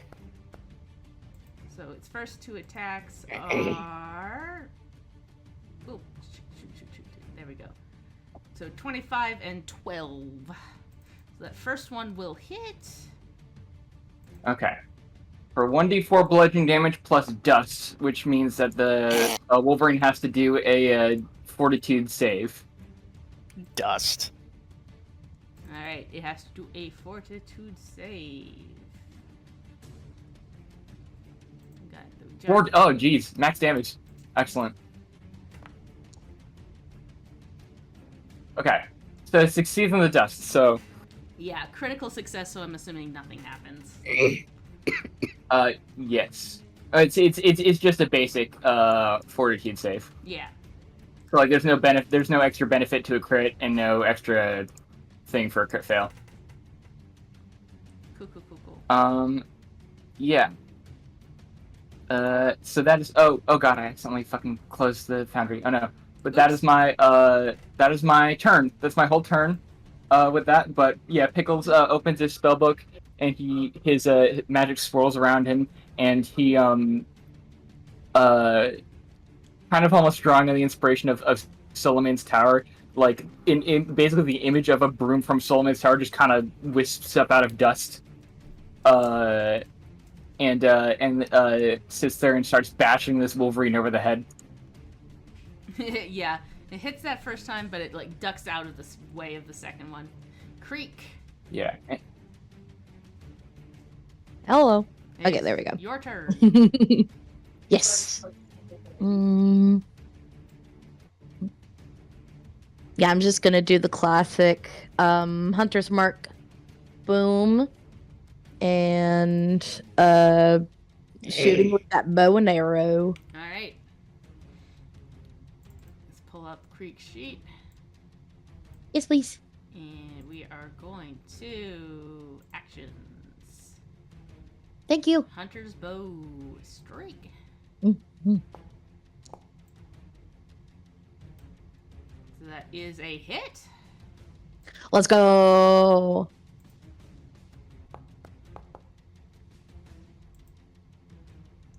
And that is 9 damage. Oh, nice. Excellent. Oops, I did it to the wrong person. 1 second. I I did it to Creek instead of the Wolverine damage. did so good I hurt myself. Yeah. But yeah. See, I got the bow Hunter's Mark attack. I believe that's your turn. Yes, that'll do it. Nash. Okay. We are going to. Why did you just close your sheet, you dumbass? Okay. Targeted. We are going to devise a stratagem against this Wolverine. I will take that all day long. Yep. Natural 20, baby. I know exactly what to do about this Wolverine. Okay, so then we are going to hopefully make a strike and it'll roll the right thing. Yeah. It never does. Whatever. Cause it's not. Hang on, let me read a thing real quick. It does say 20 plus 7 here. But it's supposed to be using my it ultimately does not matter. It doesn't for this hit because I got a crit, but it's supposed to be using my intelligence and not my strength for the stratagem. That's the part it always keeps messing up. Is that Yeah. Weird. Foundry, fix whatever. yourself. Anyways. Whatever. It still is a critical hit. Yeah. So So- we take those. So we take the critical damage. Woo, nasty. Excuse me? Excuse me? Sorry, I just have to look. Oh, okay, because there's 2 9s in there. Yep. Oh my god. There's 2 9s. It's 2d10, which is the base damage, plus your precision damage, plus the deadly trait. Even though this is a merciful scythe, it still has a deadly trait, so that's an extra 1d10. Yeah. Also, this is all Incredible. times 2, because you guys are at the certain level where you do 2 damage dice. So yeah, you take a nasty Wonderful. chunk out of this Wolverine. Wonderful. I don't know why I'm so surprised. This is why I upgraded my weapon. I was like, okay, like, we can't keep using the whip against all of these strong things. But that's why I also put the merciful on, is because Nash doesn't want to be out here just murdering stuff. But Yeah. okay. You just calculated No. the perfect spot between its ribs to get right into its heart, basically. Oh. And anything else? I think that's 2 actions.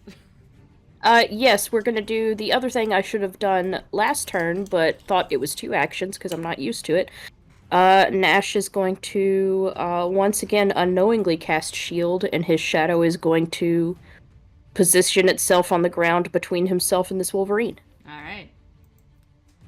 Skrek just kind of looks at Nash and is like, holy shit. So first off, this giant Wolverine Didn't know you were built like that. just got pounced real bad. So it is going to Is there something I can turn on for this? Yes. Okay, that makes sense. It is going to enter into its Wolverine rage. It starts getting frothing at the mouth. It's like pounding its like claws down and goes as it goes to try and bite at Nash.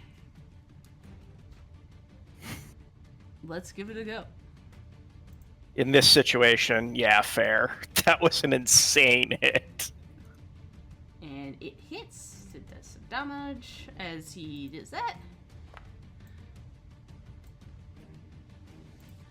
Damage.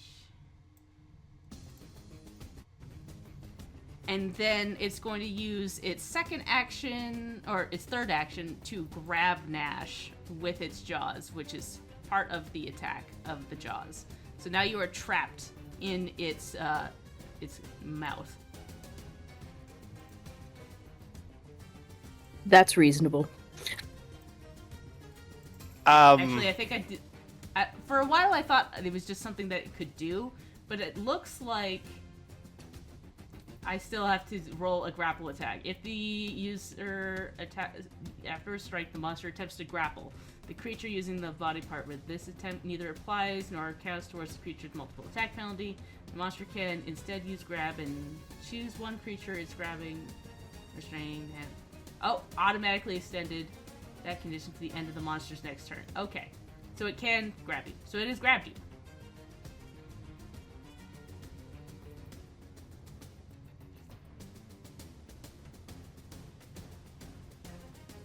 Grabbed. There's a lot of different rules here.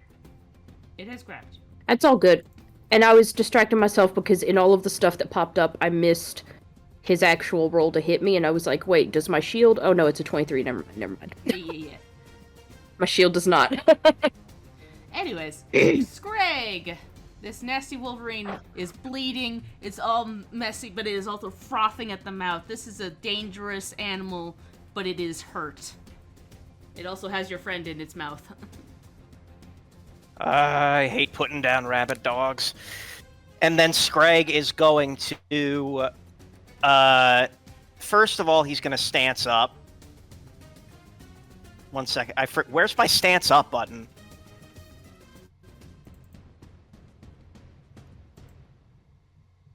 Sorry, I'm having a little trouble finding it.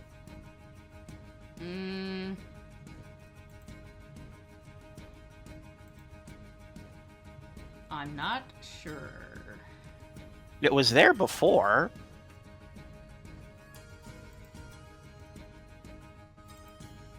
Should still be there.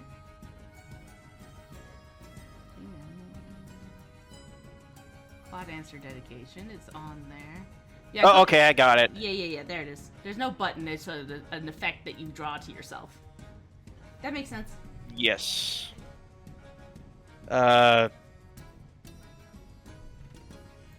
So let's get into Talon stance. Said let's get into Talon stance. I said let's get into Talon stance. There we go. And I think that's an action, right? Yep. Okay. So Scrag is going to do a twin takedown.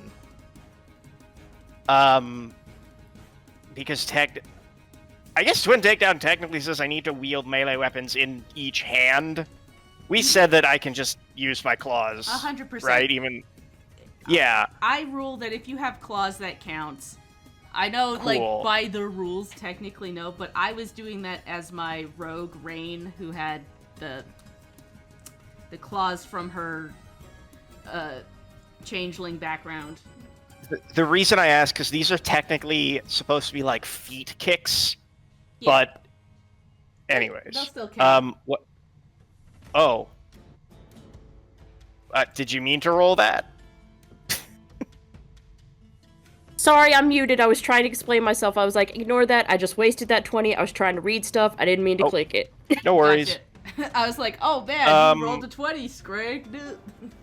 Nope. I wish that was grappled me. the Wolverine. It'd be so funny though if Scrag rolled the 20. 25. I'll take it. Yep. Wait a second. That is +2 because I forgot the flanking. Yeah. It'll do that. I don't know if that's a crit. I don't think now, because I think there was something in the previous entry that we shouldn't know this, but it said that its AC is now 20. Yeah, because it's in its rage form. Okay. Yeah, Well, I was I trying still to do. apply it, and it just ended up showing you the whole entry instead. But yes. Anyways, I'm gonna damage. Not that it matters, That's- because as you claw into this thing, it lets go of Nash and collapses onto the ground. I'm gonna give you credit for that one, buddy. I don't know if it's dead or just like out. Up to you. Like, look, this giant abnormal predator that is literally like foaming at the mouth. Screg would probably want to kill that. Yeah, Like, I would say No, yeah, completely fair. that makes sense. So as you like tear into it and it collapses onto the ground, life leaves it as it starts to bleed out. But you notice something kind of odd, Scrag, as it starts to like almost disintegrate into little green sparkles as butterflies start to float around it. But they're not like normal butterflies, they're like spectral butterflies. I'd like to nature check this. Yeah, go right ahead. Sorry, I didn't mean to interrupt you, but like this is I don't meta. This reeks of Fae bullshit. Where is my nature? Was there any more to that whole situation, Leanne? Whoa. Basically, it was just going to vanish away. I got a nat 20. Yeah, you know this is Fae bullshit. This is Fae bullshit. This is not, in fact, natural. This is something that happens with creatures from the Fae.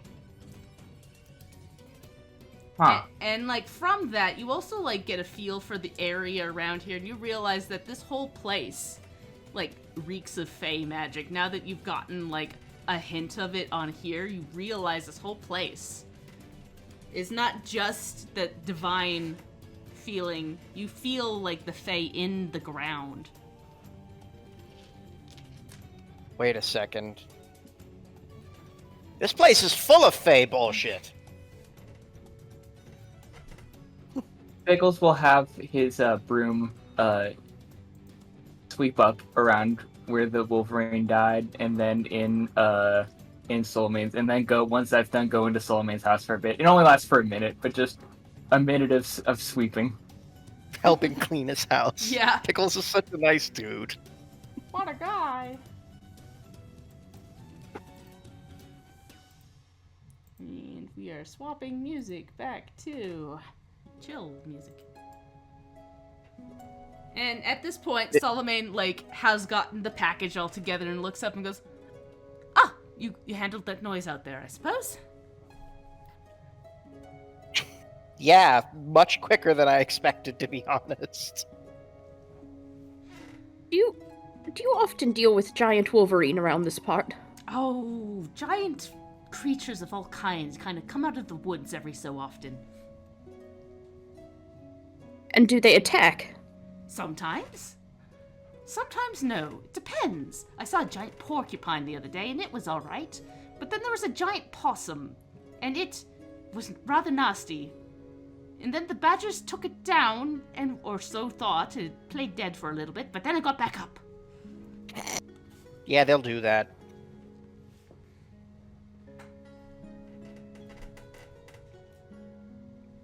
As the broom is like moving into his house and like sweeping things, just aimlessly, not with any actual direction. Marvelous! Did you summon that? Yeah, thought we needed to fight the giant Wolverine, but Nash took care of it. But good. Oh, bravo, bravo! Nash just kind of nods as he puts his scythe away and starts to bandage himself again. He looks a little bit put out that he is back to the same state he was when he arrived at this house. Do you want Can I was Scrag gonna like say- attempt a bandage or? Greg or Creek can give you a little extra band-aid if you need. Oh no, he's good. He's good. He just Okay. is gonna. Scrag's a I little say that. bit Let's. I've wasted a 20, so watch this be a 1. Let's find out. Does anybody else need a band-aid while I'm at it? I mean, I guess I'm No. technically like down 6, but like I don't actually know if it's been long enough for you to heal me. I mean, it has because of my Okay. fast recovery. As long as it's not in Mhm. battle, the recovery time is the time it takes to do it. So I have Gotcha. continual. It drops it down to 10 minutes, and I can do 2 at once. So I mean, we might as well. Okay. You can just Okay. benefit from this band-aid. Yeah. Hopefully. Hopefully. That's a nat 20. I'm actually mad. I'm actually a little mad. I shouldn't be mad. I'm a little mad. I wish that I had had someone else do it because I am pretty full. Okay, well now I'm healed. Thanks. Yeah.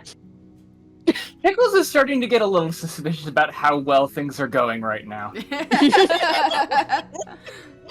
Normally something would have gone wrong by now. Normally the Wolverine would have been the thing that had gone wrong, but like it. I just want to double check something real quick. There was that one, and then the one that I blew right before it I wasn't supposed to roll. And then that's 3 in a row, guys. Oh, That's 3 in sequence. And watch like Vaz be over in the city and also having a fucking wonderful time. Like Yes. she had time and like went on a date with Hermes. Yeah. And like, hey, did everybody have like a really cool day? Yeah. Yeah. Great. Oh my god, you know what it is? It's because we Sweet. fucking helped it's because we helped the circus that has the fucking luck witch. Yeah. All right. Let's go. Sure did. We Oh helped my and God. it had like a stealth knock-on effect on like the rest of our day. Yeah. It's I'm like gonna one look of at those my sheet and find fucking, some button clicked. Go ahead, sorry. I was just gonna say, watch, I'm gonna look around on my sheet and there's some button clicked somewhere. It's just like, they're all nat 20s. It's one of all those that like honors. in a choose your own adventure where like or like a fucking King's Quest game where like if you have to help the fucking bird in like chapter 1 in order to be able to like Yeah. succeed in like the like to get the real true secret ending. Yeah. It's like, oh, you didn't save that mouse back at the house? Sorry, you literally can't beat the game. Sorry. Yep. You gotta save the house mouse. Oh, King's Quest 4. A poisonous snake. Ooh. Poison a snake. My favorite, as a quick aside, my favorite is like I can't remember where it was. It was somebody like, but it was somebody playing I think 4, where literally they showed like they said watch this. They walked a screen down and they just stood there as like a cat killed a mouse, and they said and like that resolved, and they said I just lost the game. I Yeah. don't know it yet, but I just lost the entire game. Oh, I just lost the game. I just lost the Oh, game, damn. guys. Ah, I just lost Oh, Speaking of the game, we were Yeah. doing a thing. it. Yes. Yeah. Anyways, at this point, Solomon hands you your package and gives you a little pat and sends you on your way as you head back down the road. And I think that's where we'll end it for today. Excellent. Muy buena. Goodbye, everybody. Bye.